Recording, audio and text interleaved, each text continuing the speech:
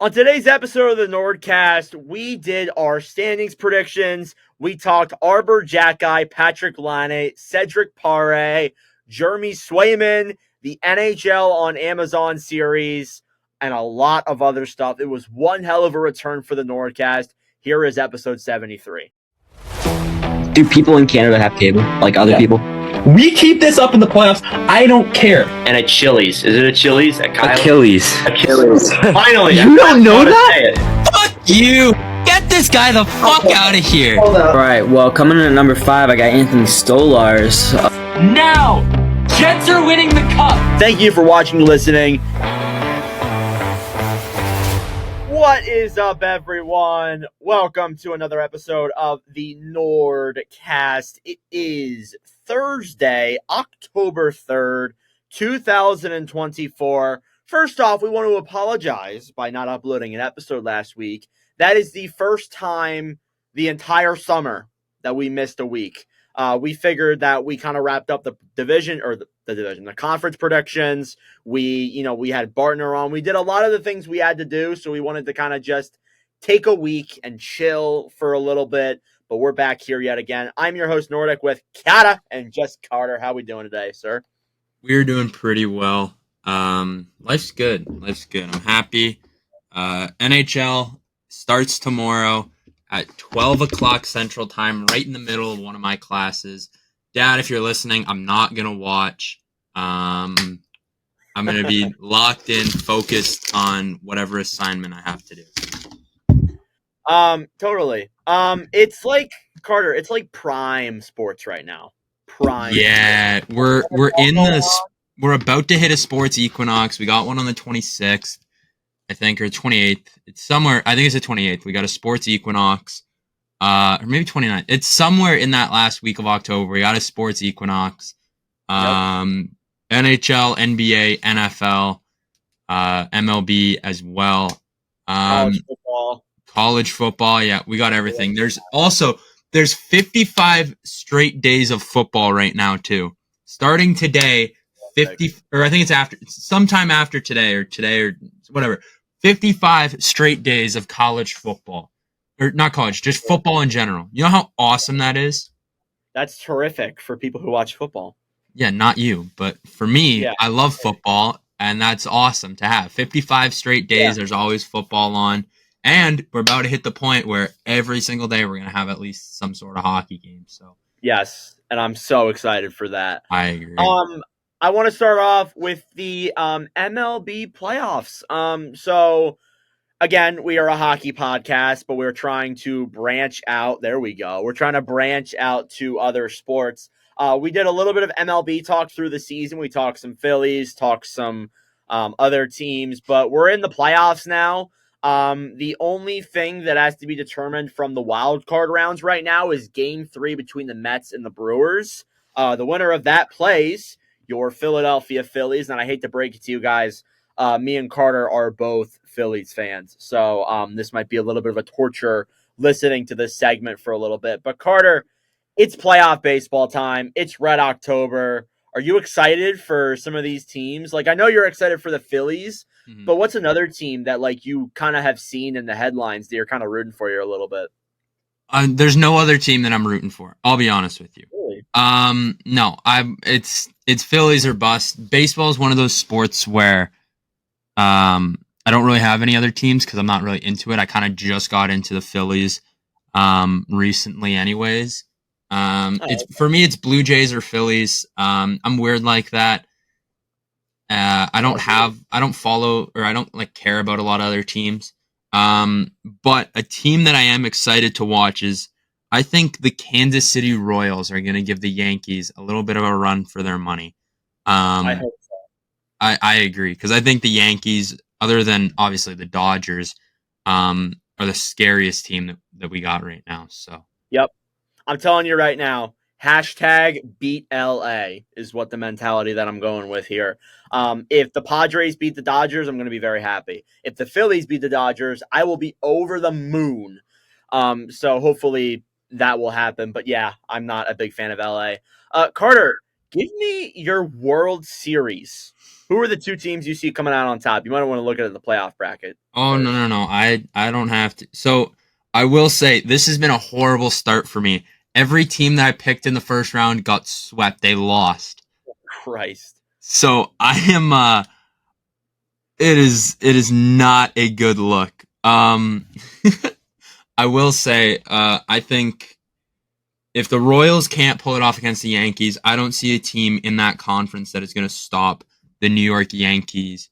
So I will take Yankees and Phillies in the World Series here. That would be one hell of a. Oh my god. That would be awesome. Okay. We gotta ask what Jack says. By the way, Jack is not here. If you were wondering, he's not just sitting in a random college. No, he's not here. Probably at a volleyball tournament. If I had to give my World Series, I love the Phils. I'm gonna pick the Phils, but I'm so worried about that pitching. I'm worried about that consistency. That makes me really scared.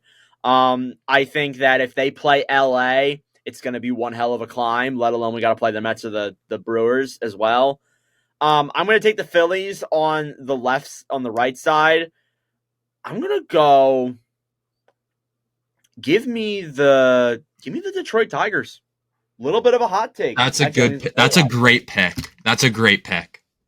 Yeah, I think it's a little bit of a hot take. Again, we are a Phillies podcast, so obviously we have, or especially when me and Carter here, we're a Phillies podcast.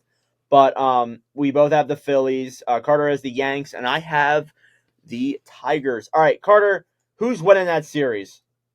From what, the Tigers? No, from the Yanks and the Phils. Oh, I got that going to 7, and I got Phils in 7. Ooh. Red October in Citizens Bank. That would be kind of nice. Too?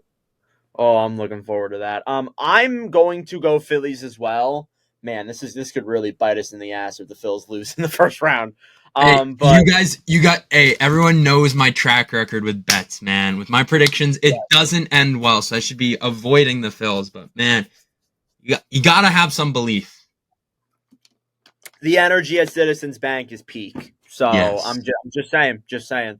We'll post this on Instagram. You guys get to see Jack's too when that happens. But yeah, pretty good time for playoff baseball right now. I'm sure next week we'll get a little bit of a clearer picture on what that looks like right now. But I want to go to the NHL, and I want to talk about the elephant in the room right now, Jeremy Swayman and the Boston Bruins. Now, there have been a lot of things that have been going on over the last couple of days involving Swayman, involving the Bruins. It really does not look like he's going to be playing opening night. He's going to be signed by opening night. It looks like this could drag on for a while into the season. It does look like that. Now, on Monday of this past week, there was a press conference with Cam Neely, Jim Montgomery, Don Sweeney, and the Jacobs family, which is the owner of the Bruins. And somebody asked Neely, what is like the range? What are you guys offering Swayman? What does Swayman want? And Neely said, well, I don't want to get into the weeds of what Swayman wants, but I would have 64 million reasons why I would be playing right now. And listen, I'm not that good at math. I would imagine Carter's that good at math either, but I would imagine that 64 divided by 8 is 8, right? Or is this a 1-year deal? All right. I saw that comment, Carter. You're not funny. I just came up with that on the spot. I don't know what you're talking about. That is actually true. 0 out of 10 on original. Honestly, yeah, probably an 8x8 they were offering Swayman. First off, very unprofessional. You're really going out there and making that a public comment. Very, very unprofessional. I think that, yes, this is getting ugly. There have been a lot of disagreements here, but I think that's just so unprofessional to publicly announce something like that. And then we got the plot twist. Louis Gross, the agent for Jeremy Swayman, who was also the agent for William Nylander when those things went down, made a statement on Monday. And this is rare from someone like Gross. We don't see him coming out in the media that much for things like this, but he said this via his agent company. Normally, I do not release statements or discuss negotiations through the media, but in this case, I feel I need to defend my client. At today's press conference, $64 million was referenced. This is the first time that number was discussed in our negotiations prior to the press conference. No offer was made reaching that level. We are extremely disappointed. This is not fair to Jeremy. We will take a few days to discuss where we go from here. So actually, this is ugly. This has gotten really ugly. And you see the comment from Neely. These guys are bashing back and forth.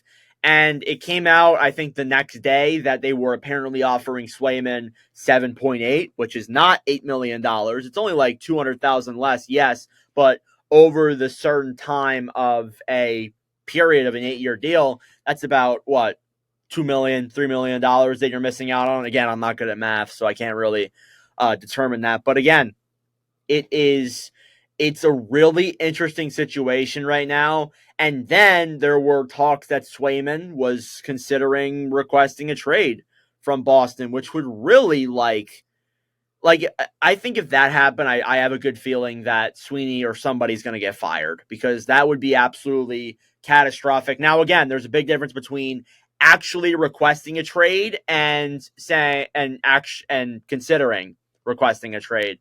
So again, that's up in the air right now. The media ate that up, though, obviously. But Carter, gotta ask you, if you were in Swayman's situation right now, you had even we didn't even talk about what happened last year with the arbitration and stuff. Hypothetically, if the president of your organization, the president of your junior team, which congratulations, by the way, if the president of your junior team you were having a contract dispute with your team, and he came out and said something like that, and you and your agent were like, they never offered us that, would you be like, I want out? This is ridiculous. I can't believe the way they treated me. What would you do in that situation? Well, I think you got to think of it as one, you're putting your obviously, no matter what, if let's say 8x8 was offered and he didn't sign it, and he signed it, obviously that's public knowledge now. But you say that you put that number out there. I don't see a world where Swayman would reject an 8x8. I think that's a very solid goaltender contract for one. He's a young up and coming goalie, right? He's proven that he can be Vezina caliber twice now. He did it when he was doing split time with Ullmark. We saw it there. We saw it this year when he was still doing kind of split time, but you could tell he was going to be leading into that starting role. And he did. He got them past the first round this year, his first real test of playoff hockey. And he did. He thrived. He threw it. I couldn't even speak there. He thrived and he flourished. Flourished. I don't know why I was adding a T. Anyways. See, I suck at math. Carter sucks at speaking. Yeah.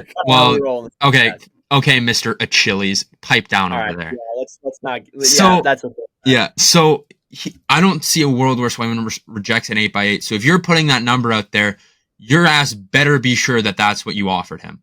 Because one, that's going to, not only is that going to tarnish your reputation with Jeremy Swayman, that's going to tarnish your reputation with other future free agents. Because if he's going to put his franchise cornerstone goaltender in Jeremy Swayman out on blast like that, what do you think he's going to do to some third liner? One, he might not even bring him up. But two, he's going to lie his ass off because it's what does this guy mean? I can go grab another one of these guys for cheaper, right? But it's that relationship that you have with the player is what makes them want to stay. It's what makes them want to continue to be a Boston Bruin. It's what makes them want to continue to play for this organization. And, you say stuff like that, it's going to bite you in the ass in more ways than just your job, because you're going to lose relationships with players. Agents aren't going to want to talk to you. You really think if, let's say for some reason a William Nylander chance to Boston could happen, right? That's the same agent, and you disrespected Jeremy Swayman already. There's no shot in hell you're getting William Nylander. So you got to look real hard at who you're fucking with, because that right there could be the end of everything. Your relationship with the player, agent, now potentially your owner, if Swayman decides, I want to trade. Because if you're going to put your franchise cornerstone piece on blast like that, I I don't see why Swayman would be in the wrong for requesting a trade. If an 8x8 wasn't indeed brought up, I don't see a world where he's in the wrong for being like, hey, I want out. You disrespected me. So I completely side with Jeremy Swayman here if he does say, I want to trade. Now, you brought up a good point. You said something about, with the third liner example, you brought up a good point of how, I could easily replace you. Is Swayman easily replaceable? Not at all. Now. No. Not at all. And there is not a goaltender in the league that is the same age as Jeremy Swayman that has proven as much as Jeremy Swayman, I think. Yes. Well, there's goalies that are, obviously goalies. There's younger goalies who have higher ceilings probably, but they haven't been proven NHL-wise yet. Yes, exactly. And I think this really shows like how catastrophic this has been for Boston. Like, you trade away Linus Ullmark on the day of Game 7 of the Finals for what looks like a fleece right now. Can't deny it. Like, maybe some things will play out in Boston's favor. Maybe Korpisalo looks good. Maybe Dean Letourneau, the guy they drafted, becomes solid. But right now, it's a fleece. It is. And you trade him away in what was a fleece, and you don't have the certainty that your goalie's locked up, and now you're in this dispute, and now you have Joonas Korpisalo, who was horrendous last year in Ottawa, as your starting goalie. I think this is all around just a complete disaster. It's been horribly managed by Boston. I understand they want to be conservative with their contracts. They don't want to give up so much money. They have so much money to sign Swayman. They could have gotten this done so easily. And additionally, too, I understand this might not be that great of an example, but when you look in terms of like what they did this past free agency, like they brought in Lindholm and Zadorov for such expensive contracts. And then suddenly, like, they bring in them for such expensive contracts, and they don't pay attention to Swayman, and now they're in this situation right now. So we'll leave it at this. Carter, does your overall opinion on Boston change if Swayman is out for a certain amount of time? Like, let's start with this. If he's out for the first 2 months of the season, how are you feeling? I think that you're going to look at Boston losing more games. I think that's a statement. Are they going to get to the position that I kind of have them predicted? Probably not. If you're without your number one goaltender, you'll steal some wins, but you're not going to win games with Korpisalo or who's the young goalie? Brandon Bussi. Bussi, yeah. Yeah, you're not going to win. You're not going to win games with Joonas Korpisalo and a goaltender who has barely played NHL hockey. You need Jeremy Swayman, and you need him in that lineup because he's going to be the reason you're going to win some fucking hockey games this year. What if Swayman's out for the season? Oh, Swayman's out for the season. I don't see them. They might make playoffs. I don't see them getting any further than 5 games into the first round. Yeah. Probably, to be honest. Like, so, I think that roster is talented enough to make it to the playoffs, but I don't see this roster as being good enough to get anywhere past 5 games without Swayman. Now, it seems like a lot of the fan base, we don't know how the team feels, is on Jeremy Swayman's side, but what if the Bruins start off hot? Like, what if they go like 10-2 through their first 12 games of the year? There's going to be a good chance where they're going to be like, we don't need Swayman, and things could get very ugly on that end. But again, if they start off really bad, it's gonna be a lot of noise in Boston. 100%. Well, let's say they start off hot, right? Let's say Swayman's out for a month, and let's say they lose 2 games in that month, and they're saying we don't need Swayman. Now look at it from, what if you had Swayman? Do you lose those 2 games? Do you win all those games? Maybe, maybe not. You never know. Maybe you start the first month undefeated, right? You don't know when you have a goaltender like Jeremy Swayman and you lose 2 games without him. That's got to put into perspective, whoa, what could we be doing with Jeremy Swayman right now?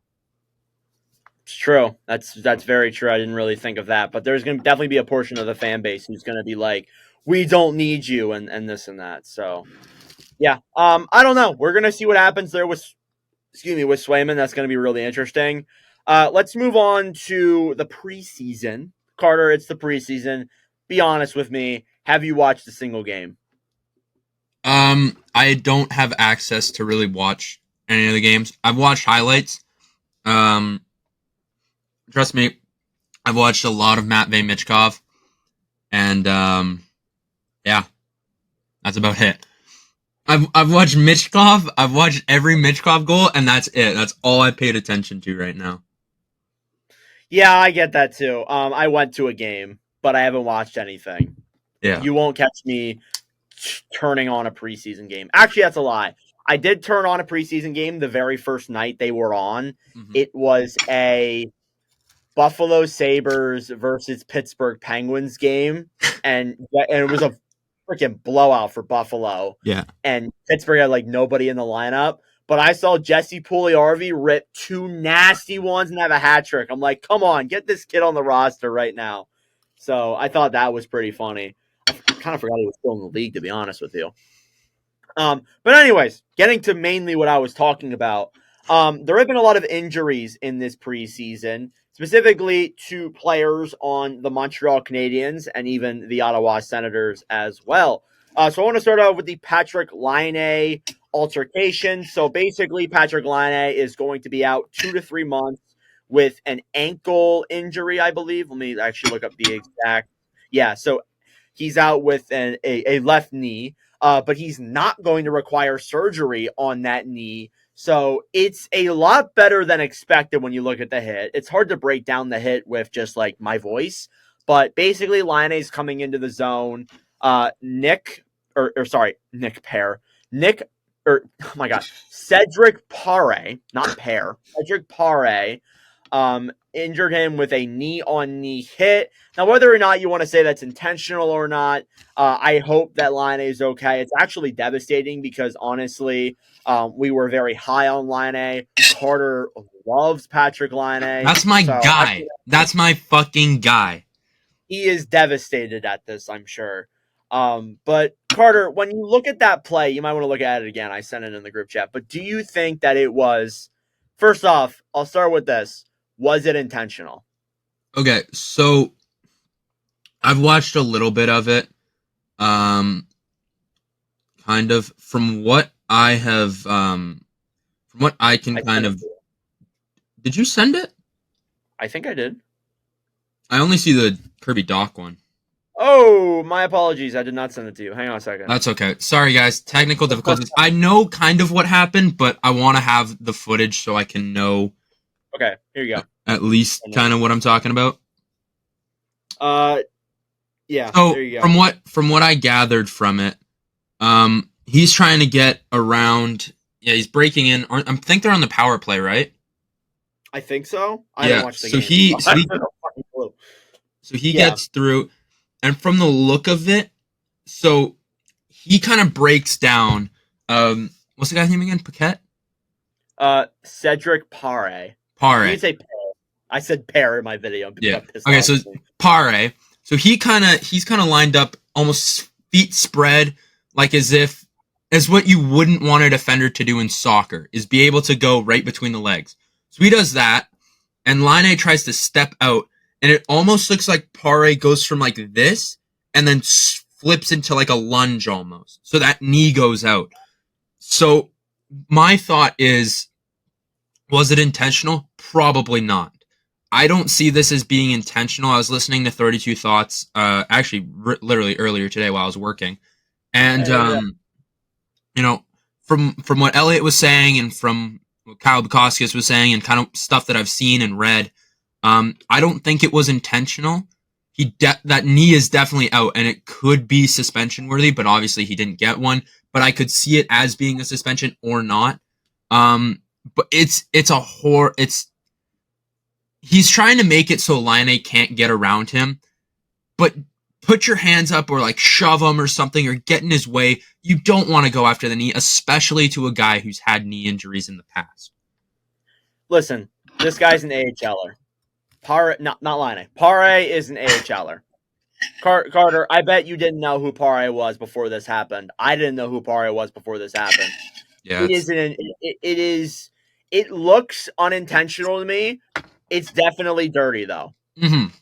And I think that, Pare could have definitely did that situation a little bit differently. He could have, like, he looks like when you watch the replay, it looks like he's just like gliding, just kind of standing Yeah, there.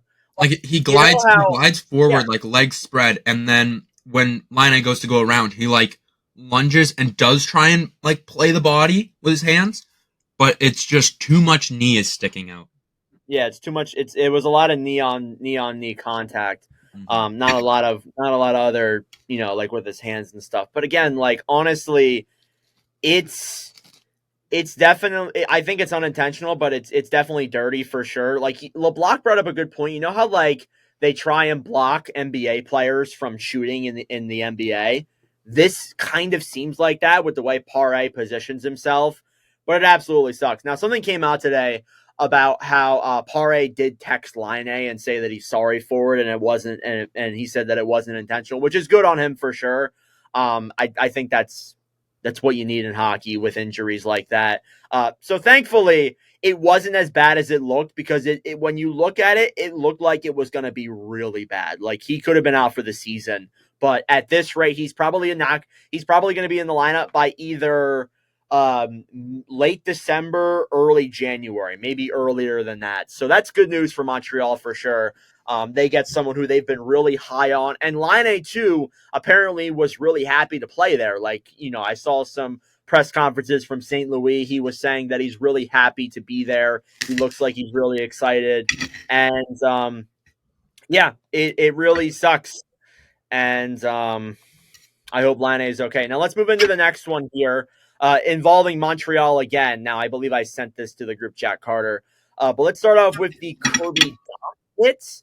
So Kirby Dach's coming into the zone, and Ridley Greig gives him a little bit of a late hit. To me personally, I don't see head contact here in the angles that I've seen. At least I don't really see any head contact, unless like Ridley Greig and Dach's like kind of heads might bump a little bit. It looks like a clean hockey hit if it wasn't late. And Greig got a 2-minute penalty for that, which I think is deserved for sure. So, Carter, looking at that Greig hit, do you see anything that makes you disagree with me, or do you see anything that kind of pops out to you? Late, 100%. Yes, it's definitely late. I'm not arguing that. It's late. It from the angles I've seen. I wish I just need the angle of the other side, because the only angle that we have is of the back. We can only see the back side of Greig. I think if we could see the front, it might make it a little easier. He definitely does kind of get up and get towards that head and neck area. So definitely dirty, and I can see why Dach would be pissed off. But that Arber one is worse by a mile. Yeah. The Arber one is definitely much worse. So again, Arber Xhekaj, we forgot to mention that he had some controversy in the game against the Leafs, where he decided after Laine got hurt, I'm going to kill Pear, and went behind. Literally, when you watch the clip, Xhekaj comes up from behind and starts beating the shit out of him from behind. And I think that, obviously Xhekaj got fined for it, rightfully so. But I thought that was absolutely unacceptable. That is dirty. That is not a hockey play whatsoever. But the one against Stu was definitely a lot worse. Now, there have been some angles. I made a video. It actually kind of blew up. It has 2,000 likes, 400 comments. But trying to flex my TikTok. But I mean, I look at that hit, and initially I thought that it was head contact. I look at some of the other replays now. It shows that Xhekaj hit Stu's hands, which kind of made Stu kind of go like this and hit himself in the face. Now, again, I understand that, but first off, that hits late. Stu doesn't have the puck, and I think that we know what Xhekaj was going for there. Come on, Carter. We know what Xhekaj was aiming for there. Oh, 100%. We know what was going for it. Even if it didn't turn out that way, which is probably why there was no suspension. Yeah. Probably why. I saw some people saying, George Parros played for Montreal, so therefore there's no suspensions for Montreal. That might be the case, but I don't think that's it here. Had Xhekaj hit Stu in the head directly, I think that probably would have been a good suspension there. But I think when I look at it now, I don't think it was. But we know what Xhekaj was going for. But Carter, I've seen some people saying that Arber Xhekaj should be taken out of the league, should be sent down to the AHL. Do you think that he is someone who should not be in the league? He's kind of like a Matt Rempe, to be honest with you. So, I think I'll say this. I think he's a guy you want on your team and a guy you don't want to play against. He's a guy who sticks up for his teammates. He's a guy who seems like he'd be amazing to be around. But he is a guy who, if you piss off, you do not want to see him coming. So, yes. One thing that I saw, Elliot Friedman was talking about this, and so there was something involving Max Domi, and he cross-checked someone on the Montreal Canadiens, and blatant, and it was missed or something like that, and Xhekaj didn't do anything, and apparently he was getting like ripped online, social media, everywhere. People were like, he's not even, like, he's supposed to be our protector. Why is he not doing that? So part of me feels like that was fueled of the fire in him as well. To go out and do that to Para or Perry or the guy. Sorry, I feel bad for messing up this guy's name, but he went out, did that, and then it's like, well, fuck, like he just completely belted this guy for no reason. And but you got to look at it as he was getting ripped online. He's supposed to be the protector. He didn't protect, and now he's showing he's like, I got to protect now. He's like, this might be a little overkill, but I got to show that these guys that are wearing these Montreal Canadiens sweaters, those are my boys. This is my family. I got to protect them. And I think that he just took it a little too far with that. I don't think he should be gone and assigned to the A. If you really think he's going to go to the A and be any different, just start eating your crayons now. He's already getting paid a significant amount of money. He got a pretty good contract by Montreal this past offseason, so he isn't going anywhere, I don't think. And again, like when you look at Montreal's decor right now, it's weak. It is weak. So hopefully we're gonna see where that goes. I have a feeling Arber Xhekaj getting a full-time NHL role, we're going to see some controversy this year. We're going to see some hits. We're going to see some fights. One thing that I am looking forward to a little bit, Carter, Arber Xhekaj versus Matt Rempe. Even better yet, Arber Xhekaj versus Nick Delorier. That is, no. Rempe versus Xhekaj, that is box office right there. Yes, that is going to be that's going to be fun to watch. That'll be one. I need like someone on the Rangers and someone on the Canadiens to have something happen just so the two of them end up getting on the ice. So I don't think they'll just fight just to fight. I think something has to happen. But yeah, again, obviously they're not just going to start fighting, but I think that Xhekaj is going to cause a lot of controversy this year. And we're going to see it. It's going to be fun. Also, David Reinbacher got injured in the same game as Laine. He is unfortunately out 5 to 6 months. He's probably done for the year, which sucks for a guy like Reinbacher. And all of this happened in a preseason game too. And this is not the only instance where things like this have been happening. So I have a list here of players who have been hurt in the preseason in a certain way. Credit to Liam on Twitter. We talked about this on the Nord and Block podcast last episode. But again, this might be a little bit outdated because I think a few of these guys, it turned out that they're actually okay. Like I think Stu, Shabbat, and Tkachuk are okay. But Carter, this is the list of the players who are injured in the preseason. Artemi Panarin, Ryan Lindgren, David Reinbacher, Patrick Laine, Macklin Celebrini, Tim Stutzla, Thomas Shabbat, Brady Tkachuk, and Drew Doughty. Yeah, I think that with the injuries, and there's already been talks about, maybe they're going to shorten the preseason. I think this should do it. They should absolutely shorten the preseason after this.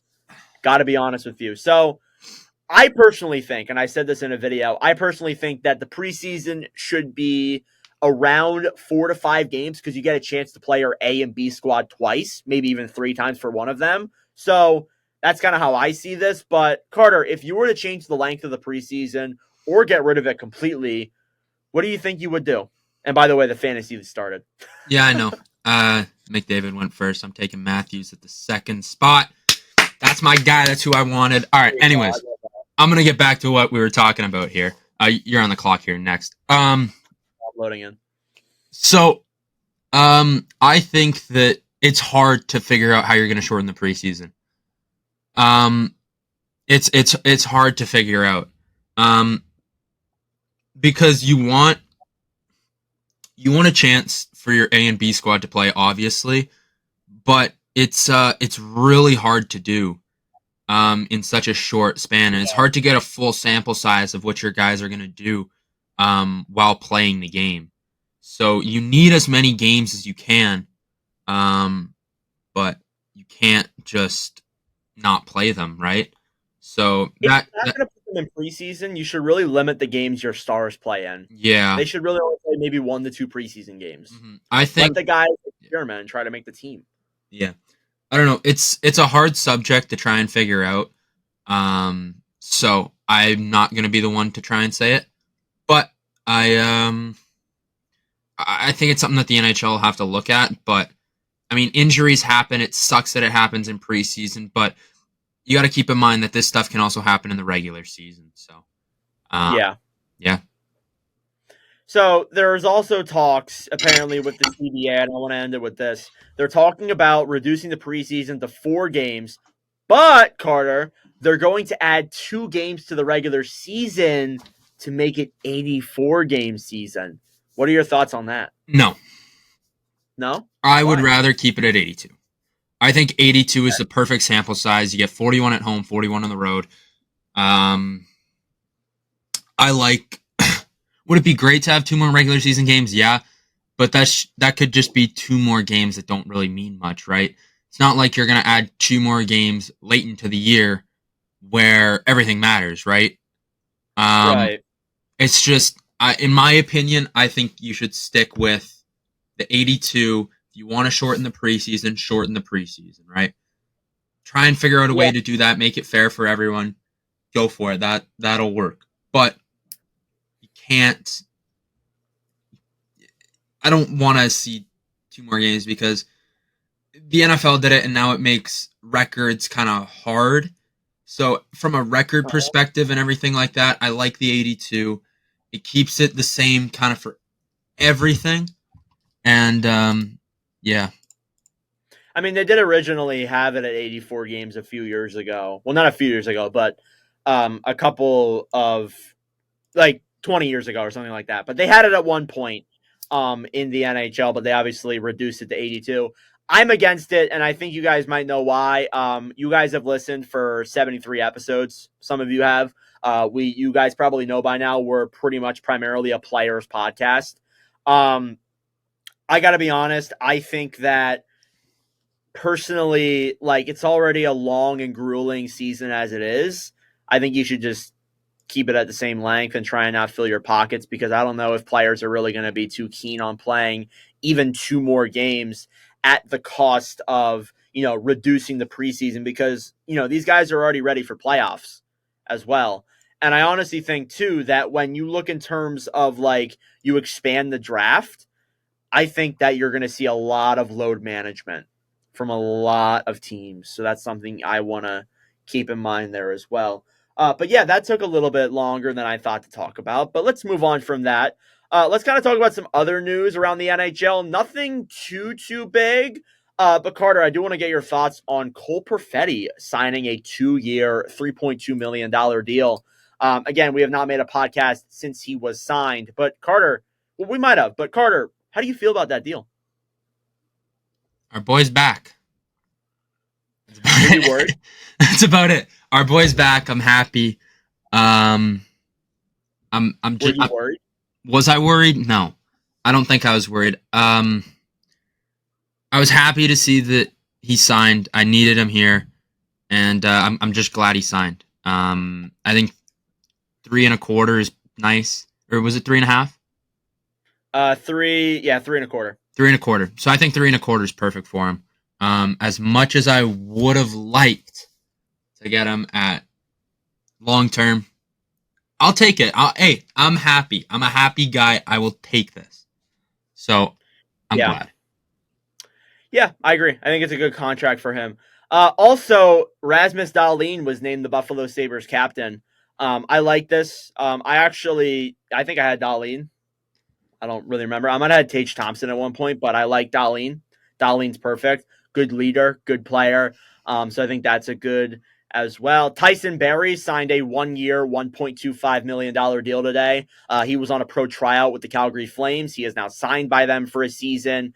It's a good signing, to be honest. He got his money's worth. And also, one more thing to wrap up. Actually, we got two more things. Yuri Patera was claimed on waivers from Boston or by Boston from Vancouver. So they got another goalie in their system. That can make Bruins fans very excited about what's coming with Swayman. So, yeah, definitely a little bit worrisome there. I do want to wrap up with one more thing. I might be missing something, but I'm going to go check my other news outlet. But there's rumors that Rutger McGroarty, and Carter will love this, there's rumors that Rutger McGroarty might be starting the season in the American Hockey League. Now, for those who do not know, Carter is a Winnipeg Jets fan and was very upset about Rutger McGroarty leaving and was a little bit was high on him on Pittsburgh, but I think he's going to have a field day talking about this. So, Carter, as I pull up Rutger McGroarty's preseason stats, how are you feeling about this? He's got no defensive side of his game. He doesn't. That was one of my biggest knocks on him coming out of college, was his defensive side, from everything that I have heard, was not very good. And that's done now. He's potentially going to the AHL to work on the defensive side of his game, which, as I said, does need work. Yep. But yeah. Yep. And nothing else to say. He has played 5 preseason games, has no goals and 2 assists. So, yeah, it's kind of been a hard go of things. And we thought he was going to be one of those young kids that could make the team and be exciting, but nope. He's actually going to end up probably playing for the Wilkes-Barre Scranton Penguins, which means I'm probably going to see him in person at some point because I do go to AHL games regularly. All right, moving on from that, Carter, I want to get into the Amazon series. This is exciting. This is so effing exciting. Carter, you know it's going to be exciting when there are teams that come out and say, hey, Amazon, can you take this clip out? Can you take this out? Can you take that out? And Amazon said, nope, we're keeping it all in. So we're going to find out a lot of things from these players. It's going to make it freaking exciting. And especially, two of the episodes are based upon the Stanley Cup Finals. And you've seen some of the clips of McDavid and Tkachuk and Skinner. Makes things so exciting, Carter. How are we feeling? Oh, I'm pumped. I am pumped. Yes. From the McDavid clip that I've seen, it's exciting. I'm looking forward to it a lot. Yes, it is going to be super fun. Now, I do want to mention that there is going to be they are going to be dropping it tomorrow, October 4th. So by the time you guys see this podcast or are listening, it's probably already out. But here are the 6 episodes that are being produced. First off, The Best of Rivals, featuring William Nylander and David Pastrnak. Episode 2, As Tough as It Gets, which featuring Jack Eichel and Philip Forsberg. Episode 3, Learning to Win, with Jeremy Swayman and Matthew Tkachuk. Episode 4, The Captains, featuring Quinn Hughes, Gabriel Landeskog, and Jacob Trouba. And then episode 5, Cup or Bust, featuring Leon Draisaitl, Connor McDavid, and Zach Hyman. And then Cup or Bust Part 2, featuring Connor McDavid and Matthew Tkachuk. Carter, this is like NFL quarterback in a way. And this is going to be fun. Excited. It's making me excited. And I think like when I look at this, I think a lot of this is taking place in the playoffs. Yeah. So that's going to be exciting. This is going to be, it's on Amazon Prime, by the way. It's only on Prime, so you can't really watch it anywhere else. But, man, I am excited. It's going to be fun, and I'm really looking forward to it. All right, Mr. Rochelle, I think it is time for our standings predictions for the 2025 season. These are our final predictions. This is the last thing we got to do before we head on out, and this is actually I guess, the last episode of season 2 of the podcast, and then season 3 will debut next week. So hope you guys are looking forward to it. All right. What division do you want to start off with? That is a great. I'm good with either. You take the reins. You take the Okay. reins on this one.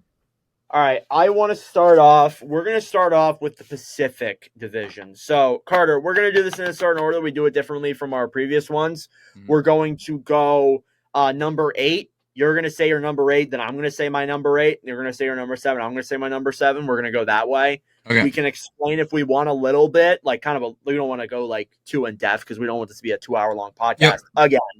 But yeah, all right, let's get it going. Pacific. Let's start with number 8.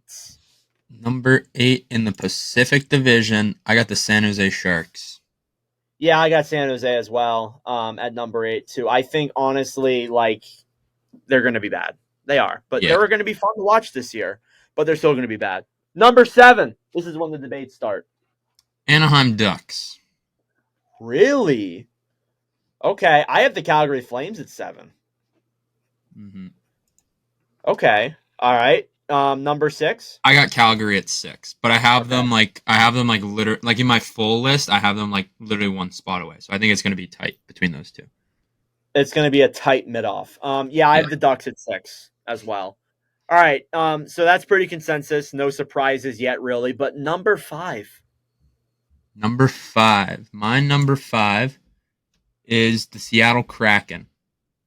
Okay, that is also my number 5 as well.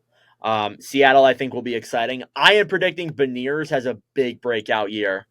I'm really excited and looking forward to that. Number 4, Carter. Number 4 is going to be the LA Kings. I get the Vegas Golden Knights. That's fair. I could see them. Vegas. I think that them and LA are probably going to be neck and neck again unless LA kind of really takes off. But yeah, referring to number 3, I have the Kings at 3. So yeah, my number 4, I got Vegas. You mean number 3? Yeah, 3. Okay. All right. So yeah, kind of, we're pretty much the same, a few rotations. All right. Number 2. Got the Edmonton Oilers. Wow. Okay. And then I'm guessing number 1 is your Canucks. Yeah. Yeah, I have the Canucks at 2 and the Oilers at 1. Carter, you really still think that the Canucks can finish first after the goalie situation right now in Vancouver? Took Edmonton to 7 with fresh goalie who had never played on this team before. They did. It's true. I see your point, but I don't know. I don't know if I believe. You are stacking up on forwards in this draft. My goodness. We really? Yeah, you got Hyman and Gensel. Did I really? Yeah. Am I auto? Yeah, you're on auto. Oh, wonderful. Great, because I wasn't looking. Let's go to the Central Division. All right. Shout out to Jack at number 8. I agree. Shout out Jack Polko, Chicago. Yeah, number 8. I have Chicago. Yep. Same. Yeah, that's pretty obvious. They'll be better, but with Bedard, they're going to be better, but they're not going to be good. Number 7. I got Utah. Oh, you're such a hater. I'm sorry. My only gripe on it is it's a new kind of era, we'll say. Obviously, because they're in Utah now, so it's like I don't know. I need to see how Utah is gonna handle hockey. I believe they're gonna pan out. I think they'll do good, but it's this first season I'm a little worried about. Okay. Number 6. The St. Louis Blues. Okay. I have the Minnesota Wild at 6. Okay. Number 5. Number 5, I got the Minnesota Wild. All right. Carter, I have the Utah Hockey Club at number 5. Might be my bias, might be because I'm really high on that D-core and the forwards, but I'm rolling with it. I don't care. I think it's your bias, but that's okay. In my 4, I got the Nashville Predators. Carter, I have the Winnipeg Jets. That's okay. But I'm going to say this. I think that them and my number 3, which is Nashville, are going to be like razor close to each other. That's- That Central is going to come down to the wire. Yeah.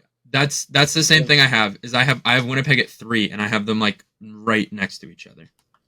Okay, then yeah. So we're not that far off. No. All right, number 2. Number 2, I got the Colorado Avalanche. I like it. And number 1. Oh wait, why am I writing Blackhawks twice? Number 1. Dallas Stars. Yes.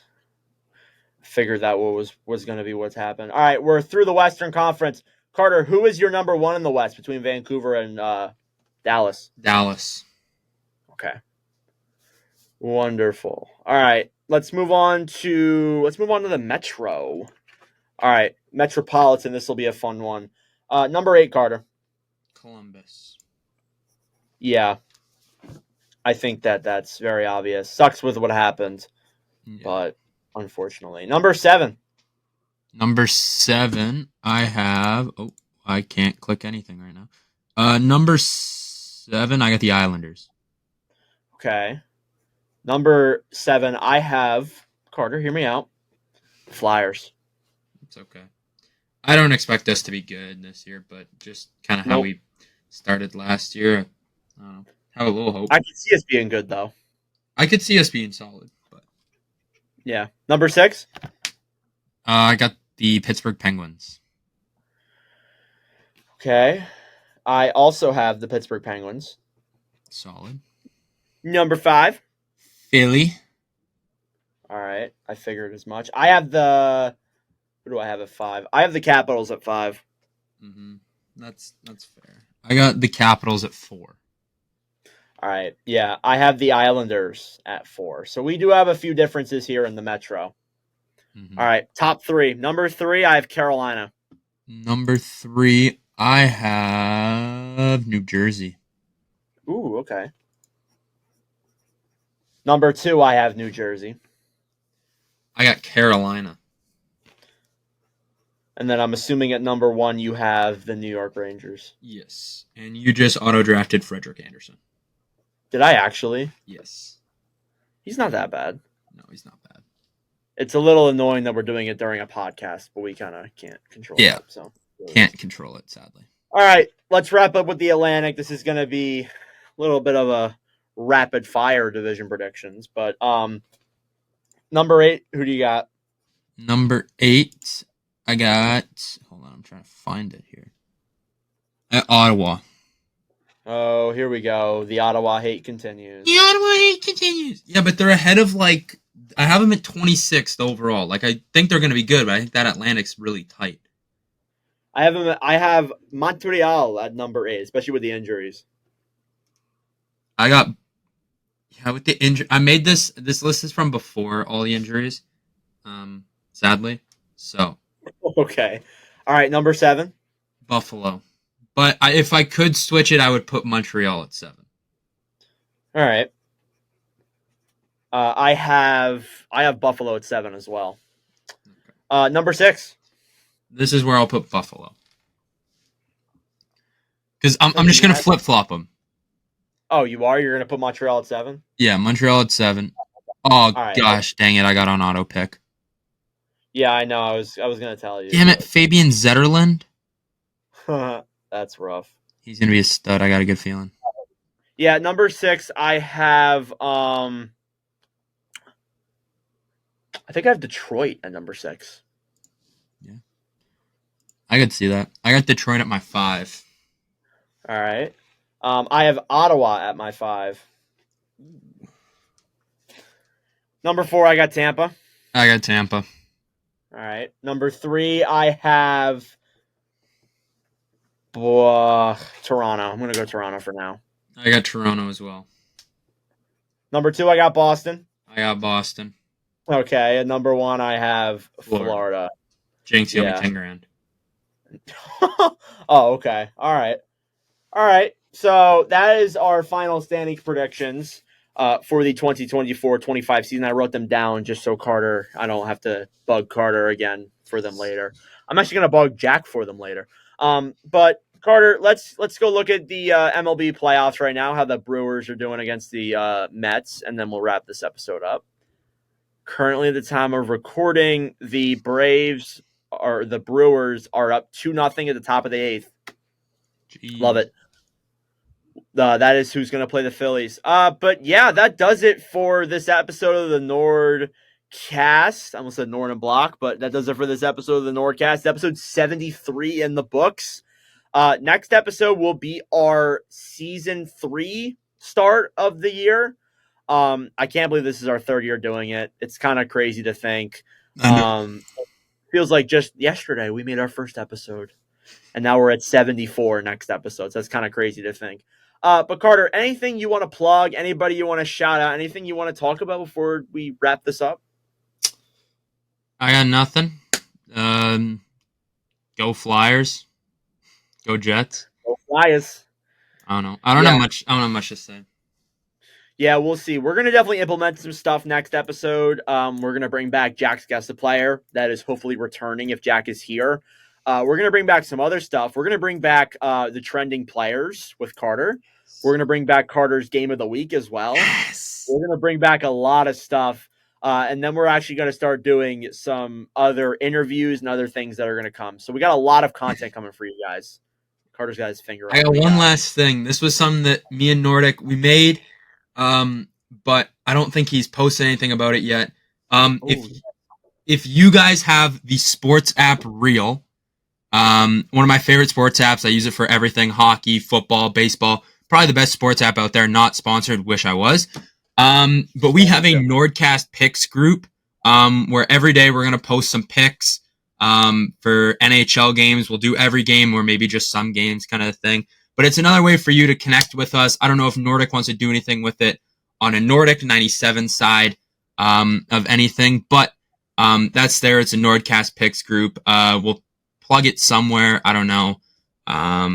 You could probably just make a ad. Yeah, you'll probably throw some sort of graphic up there. But if you do want to join it, I think it's just called NordCast Picks on Reel. I'll actually put the link in the description of this podcast. Yeah, so if you want, it's in the description. If not, just look up NordCast Picks. The picture is just our logo. And yeah, it's another way for you to connect with us, share your picks. But yeah, it's going to be something that, we'll keep track of, and maybe whoever has the best record by the end of the season will get some. I don't know. Maybe get 10 grand that I owe Carter straight out of Nordic's pocket, straight out of my bank account. Yeah, like I definitely don't have $10,000. I might be in debt of 10,000. No, I'm kidding. Why? But yeah, that'll do it for this episode of the NordCast. Thank you guys for watching or listening. We really do appreciate it. And yeah, this concludes season 2. And the off season as well. Carter, I do got to ask you one more thing. I know we keep dragging this on. What has been your favorite interview that we did this past summer? We brought a lot of people on. I'd have to say Arda. I loved having him on. Yeah, Arda was pretty great. Our interviews with Seth were awesome too. Yeah, but we didn't interview him over the summer. Yeah, we didn't. That sucks. We got to bring him on at some point. He's coming. He'll come back. He will come back. Trust me. He's going to be on. But we do have another interview, hopefully in the books that might drop next week. So be excited for that. But anyways, that does it for us. Thanks for watching or listening. We'll see you guys later. Thank you guys so much for watching or listening to yet again another episode of the NordCast. If you enjoyed, please subscribe down below or follow us on Spotify and Apple Podcasts. If you want to follow us on TikTok, we are at NordCast. If you want to follow us on Instagram or Twitter, follow at NordCast_. That'll do it for this episode. I'm Nordic. Thanks for listening from all the crew, and we'll see you guys in the next episode.